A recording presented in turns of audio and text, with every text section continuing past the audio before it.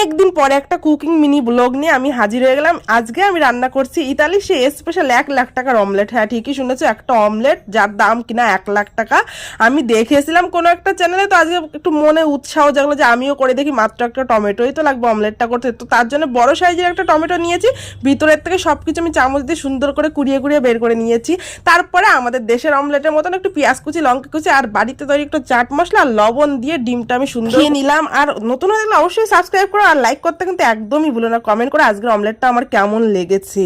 তো আমি না অমলেটটা সত্যি কথা বলতে দেখেছিলাম যখন, তখন ভেবেছিলাম যে 1 লাখ টাকার কি এমন অমলেট হবে, তো আমি অবশ্যই এটা করার চেষ্টা করব। তো অনেকদিন কোনো মিনি কুকিং ব্লগ করা হয় না, তো আজকে ফাইনালি করেই ফেললাম। তো এর জন্য টমেটোর খোলাটা রেখে দিয়েছিলাম, তার ভিতর ডিমটা দিয়ে স্টিম করার জন্য ঢাকনাটা, মানে টমেটোর ঢাকনাটা লাগিয়ে স্টিম করার জন্য রাখতে হবে। তো ফাইনালি না আমার একটুও পছন্দ হয়নি যখন রেজাল্টটা বেরোলো। তারপরে আমি কি করব, ডিমের ভুজিয়া করে সেইটাই খেলাম, খুবই সুন্দর হয়েছিল।